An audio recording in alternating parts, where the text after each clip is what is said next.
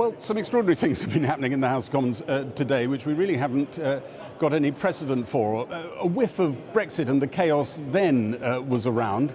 At the heart of all of this, as far as the Labour leadership was concerned, was that today there were going to be votes on Gaza, but Labour MPs wouldn't necessarily, because of all sorts of procedural reasons, get a chance to vote on a preferred Labour leadership version of a Gaza ceasefire motion. They weren't going to get that. I won't go into all the details of the procedure. We really are drowning in the stuff here today. But the Speaker then bent, extended the rules, extended a favour to the Leader of the Opposition to make sure that Labour did get that vote. Now, Labour leadership people are saying this is because it was impressed upon the Speaker that if Labour MPs in certain constituencies couldn't vote for a ceasefire in some form they felt comfortable with, they could be under threat in their constituencies from extremely angry people who were threatening violence in some places. Now, the other thing that was going on here, though, was that Keir Starmer was facing a very big threat of a rebellion. He had a rebellion of 56 people the last time Parliament debated Gaza with a vote like this back in November. He was facing a rebellion of about 100, most people estimate, if it had gone ahead on the terms it was going to tonight, and resignations from the shadow cabinet, from the Labour front bench. So the Speaker really has done Keir Starmer quite a favour by inserting Labour's motion into the procedures today, but in response, other parties have flounced out furiously. The Tories are saying the Speaker's bending the rules in Labour's favour, so are the SNP. The Speaker is under threat. We've not really had a very edifying debate about Gaza at all, and here's a flavour of how this day went. There were more Israeli attacks on Gaza overnight, but 138 days since the Hamas attack on Israel, the Commons debate on Gaza began with an outcry over procedure.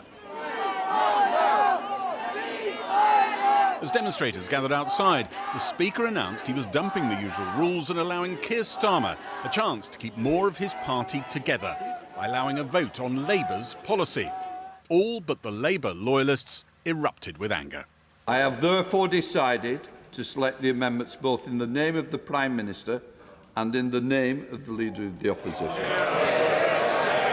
There were cries of shame from Tories and the SNP, who thought the Speaker had bent the rules to help Keir Starmer dampen down a giant revolt. What is the point of an opposition day if it's going to be done like this? Hear, hear. Which restricts,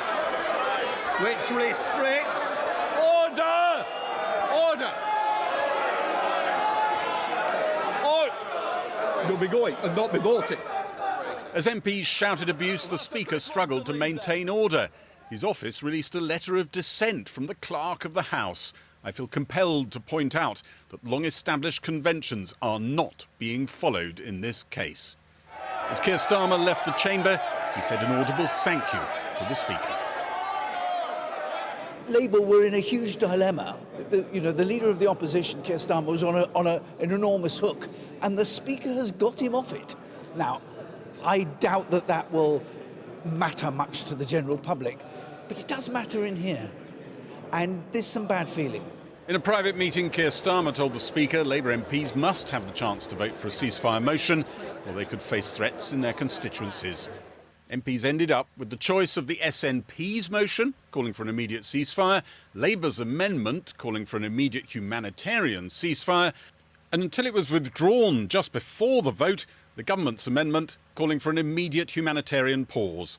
Some Labour MPs, maybe 50, were still this afternoon ready to rebel and back the SNP's choice of language. SNP motion will come. I think there will be a sizable number of Labour MPs, including me, who'll be voting for that, because out there in our constituencies, people want to know what our position is. And there's an overwhelming feeling in most of our constituencies that an immediate ceasefire is needed. Are you categorically denying that you weren't licking your lips at the idea of dividing Labour tonight, playing politics with this? My focus throughout has been on making sure that we are the voice of the voiceless. Never crossed your mind that they would be uncomfortable split? There's always a fallout from what people do and don't do in politics. That's the nature of politics. In scenes reminiscent of Parliament's Brexit chaos, the government withdrew its motion. The SNP attacked the Speaker, who now seems seriously under threat. I fear that this most grave matter that we are discussing today and this afternoon has become a political row within the Labour Party, and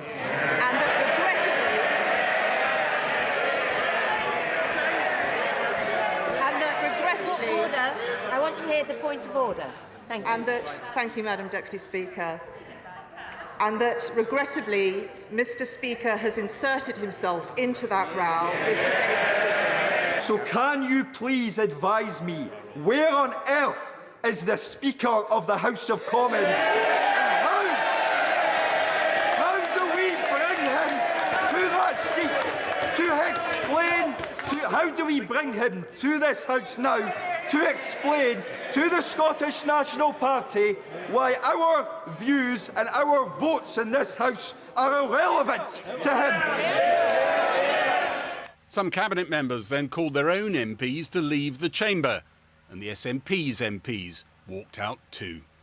The debate about Gaza was completely overshadowed by a procedural mess. Labour avoided a revolt today and resignations, but the price was considered debate, ripped-up conventions, and maybe the political life of the Speaker of the House of Commons. Well, in the last couple of minutes, we've just had an extraordinary statement from the Speaker, who has returned to the House and expressed his deep regret, and he has apologised, and he has said he's going to meet all the key party leaders. It really is quite unprecedented, this. Gary, what's going on? Well, exactly what you said. The Speaker's walked in then, is trying to rescue his reputation and his career. He looked extremely he didn't look at all in command of the House earlier when people were barracking all sorts of things that would normally get them thrown out of the House. He knew he didn't have the authority then to do anything of the sort that they normally do and throw them out of the House of Commons. Now he's trying to re-establish his authority because it is under very serious threat. Tory MPs are wandering around, SNP ones as well, saying we're going to bring this man down. Meeting with the party leaders, he hopes will be a beginning to that, and as you just said, saying sorry. He regrets the way today ended up. He was clearly felt he was in some kind of a corner in those discussions with Keir Starmer. I should point out, by the way, yet again, her name seems to appear wherever there is a febrile moment in British politics. He denied the allegations that are going around that he met Sue Gray, a name that we've often talked about in recent years. Now Keir Starmer's Chief of Staff, he didn't meet her. We think he did meet Keir Starmer, and Keir Starmer's kind of pressurised him into getting into this pickle. Let's hear from that little clip of the Speaker and what he said a couple of minutes ago.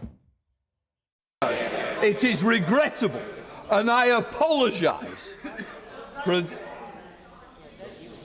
a decision that didn't end up in the place that I wished for. So I would say now that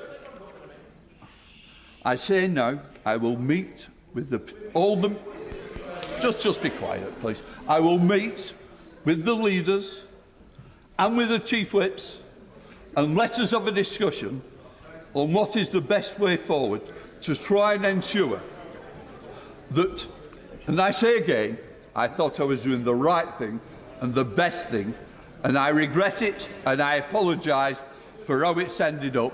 I do take responsibility for my actions, and that's why I want to meet.